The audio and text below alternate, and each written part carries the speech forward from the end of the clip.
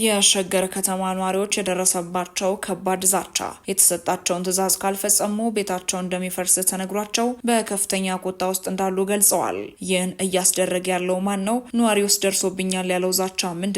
ሙሉ መረጃውን በዝርዝር እንመለከታለን። አቶ ጌታቸው ረዳ ስለ ኤርትራ ሲናገሩ የተደመጡት ነገር በእጅጉ እያነጋገረ ይገኛል። የትራምፕ ቀጭን ትዕዛዝ አሜሪካ በሚኖሩ ነዋሪዎች ሊደረግ ስላለው ምርመራ የተሰማ አዲስ መረጃ። እኚህን መረጃዎች በዝርዝር ሰዓታችን በስፋት የምናስደምጣችሁ ይሆናል። ሰላም ጤና ይስጥልን። በመላው ክፍለ ዓለማት የምትገኙ የዴ ታርጌት ኒውስ ቤተሰቦቻችን በያላችሁበት የዓለም ስፍራ ሁሉ ሰላማችሁ ይብዛልን እያልን እነሆ ለቻናላችን አዲስ ከሆናችሁ ቻናላችንን ሰብስክራይብ በማድረግ ቤተሰብ እንድትሆኑን በተጨማሪም የደወል ምልክቷን በመንካት ዘላቂ ቤተሰብነትን ከኛ ጋር እንድትመሰርቱ እንዲሁም በየዕለቱ የምንለቃቸውን ቪዲዮዎችን ከወደዳችሁ ላይክና ሼር እንድታደርጉልን እየጠየቅን ወደ መረጃዎቹ እናመራለን። መልካም ቆይታ። ወደ አስቀደምንላችሁ ጉዳያችን ስናመራ በኦሮሚያ ክልል ሸገር ከተማ አስተዳደር አሸዋ ሜዳ ገብርኤል ተብሎ በሚጠራው አካባቢ የሚገኙ ነዋሪዎች ለአካባቢ ልማት በሚል የአቅማቸው ያልሆነ ገንዘብ እንዲከፍሉ መገደዳቸውንና ገንዘቡን መክፈል ካልቻሉ ቤታቸው እንደሚፈርስ ዛቻ እንደደረሰባቸው ለመረጃ ምንጫችን በሰጡት ጥቆማ አስታውቀዋል። ነዋሪዎቹ እንዳሉትም የአካባቢው አስተዳደር 500 ሜትር ርዝመት ያለው የኮብልስቶን የድንጋይ ንጣፍ መንገድ ለመስራት ያቀደ ሲሆን ለዚህም ፕሮጀክት 16 ሚሊዮን ብር እንደሚያስፈልግም ገልጿል። ይህንን ወጪ ለመሸፈን እያንዳንዱ ነዋሪ 36,000 ብር እንዲያዋጣ መወሰኑን ነዋሪዎችም ተናግረዋል። ቅሪታ አቅራቢዎቹ አሁን ባለው የኑሮ ውድነት የዕለት ዳቦ መግዛት ያቃተው ሕዝብ ላይ ይህን ያህል የገንዘብ መጠን መጫኑ ፍጹም ኢፍትሐዊ መሆኑን ገልጸዋል። ነዋሪዎቹ ይህን ክፍያ የመክፈል አቅም የለንም በማለት ለአካባቢው አስተዳደር ጥያቄ ሲያቀርቡ መክፈል የማይፈልግ ካለ ቤቱን የማፍረስ ስራ ይቀጥላል የሚል የማስፈራሪያ ምላሽ እንደተሰጣቸው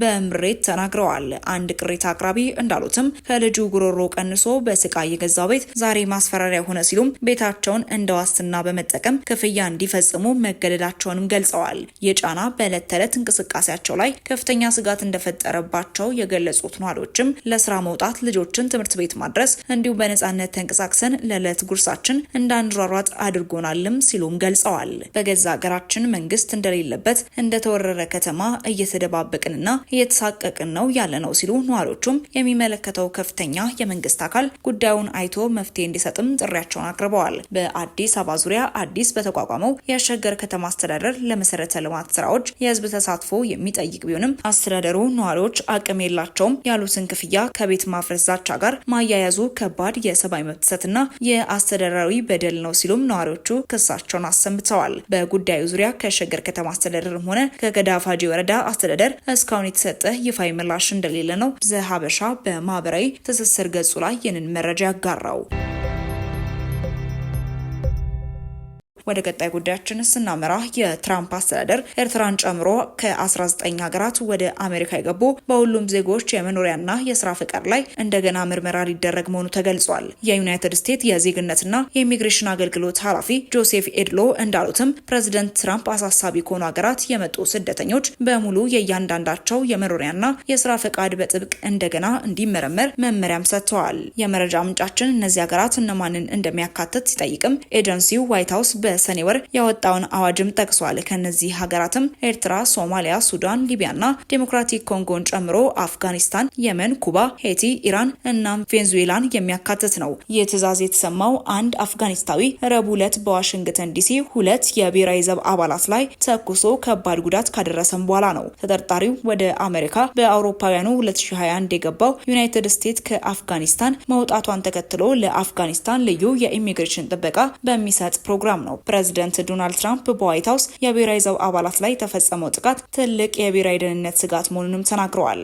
ኤድሎ ሐሙስ ዕለት ባጋሩት የማህበራዊ ሚዲያ ልጥፋቸው ላይ የመኖሪያና የስራ ፈቃድ እንደገና መታየት የሚጀምረው ከጥቃቱ ጋር በተያያዘ ስለመሆኑ ምንም ያሉት ነገር የለም። ኤድሎ የዚች ሀገርና የአሜሪካ ህዝብ ደህንነት ከምንም በላይ ነው። እናም የአሜሪካ ህዝብ ቀደም ሲል የነበረው አስተዳደር ግዴለሽነት የተሞላበት የሰፈራ ፖሊሲ ጦስን አይሸከምም ሲሉም ተናግረዋል። ዳግም የሚደረገው ምርመራ ምን እንደሚመስል ተጨማሪ ዝርዝሮችም አልተገለጹም።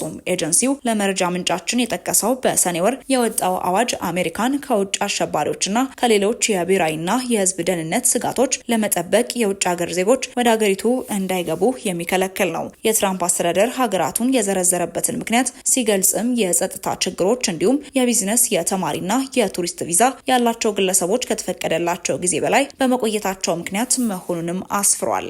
ወደ ቀጣይ ጉዳያችን ስናመራ አቶ ጌታቸው ረዳ ስለ ኤርትራ ተናግረዋል። አቶ ጌታቸው ረዳ ከሰሞኑ ከአልጀዚራ ጋር ያደረጉትን ቆይታ በተመለከተ በርካታ መረጃዎች በስፋት በተለያዩ ማህበራዊ ትስስር ገጾች ላይ እየተጋሩ ሲሆን አቶ ጌታቸው ኤርትራን በተመለከተ የተናገሩት መረጃም በስፋት ብዙዎች እየተቀባበሉት ይገኛሉ።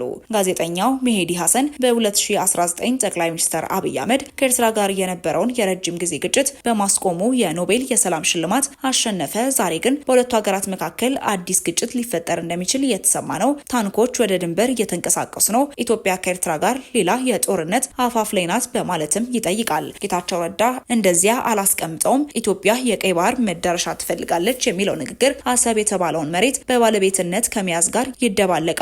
እኔ እስከማውቀው ድረስ የኤርትራን ሉዓላዊነት የሚጻረር ምንም አይነት ታማኒነት ያለው ክርክር የለም በማለት ይመልሳል። መሄዲ ሀሰንም ይህ ወደ ጦርነት አያመራም እያሉ ነው ሲሉም ይጠይቃሉ። ጌታቸው ረዳ በመልሳቸውም ይህ ወደ ጦርነት ያመራል ብዬ አልጠብቅም፣ ቢያንስ በአጭር ጊዜ ውስጥ በማለት መልሰዋል። መሄዲ ሀሰን ጠቅላይ ሚኒስትር አብይ ግን ይህንን ታሪካዊ ስህተት የወደብ ጉዳይ እናርማለን ብለዋል። ኢትዮጵያ ወደብ አልባ ሆና እንደማትቀር 1,000,000% እርግጠኛ ነኝም ብለዋል።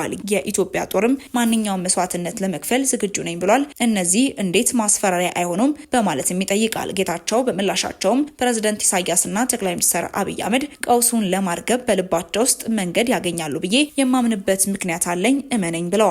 መሄዲ ሀሰን ይሄ እምነት ነው በማለትም ይጠይቃሉ። ጌታቸው ረዳ እውነታውን ልንገር፣ በቅርቡ ወደ አፋር ክልል ቡሬ ድረስ ተጉዤ ነበር። የኢትዮጵያ መንግስት የአስፋልት መንገድ ሲገነባ አየሁት። በግልጽ የኤርትራ መንግስት በበኩሉ መንገድ እየገነባ ነው። ስለዚህ በቅርቡ የተፈጠረ አለመግባባት መሆን አለበት። ያንን ያህል ኢንቨስት ካደረጉ ሁለቱ ወገኖች ተመልሰው የሚስማሙበት መንገድም አያጡም በማለትም አቶ ጌታቸው ረዳ ምላሻቸውን ሰጥተዋል። አቶ ጌታቸው ረዳ ስለ ኤርትራ ተናግረዋል። አቶ ጌታቸው ረዳ ከሰሞኑ ከአልጀዚራ ጋር ያደረጉትን ቆይታ በተመለከተ በርካታ መረጃዎች በስፋት በተለያዩ ማህበራዊ ትስስር ገጾች ላይ እየተጋሩ ሲሆን አቶ ጌታቸው ኤርትራን በተመለከተ የተናገሩት መረጃም በስፋት ብዙዎች እየተቀባበሉት ይገኛሉ። ጋዜጠኛው መሄዲ ሀሰን በ2019 ጠቅላይ ሚኒስትር አብይ አህመድ ከኤርትራ ጋር የነበረውን የረጅም ጊዜ ግጭት በማስቆሙ የኖቤል የሰላም ሽልማት አሸነፈ።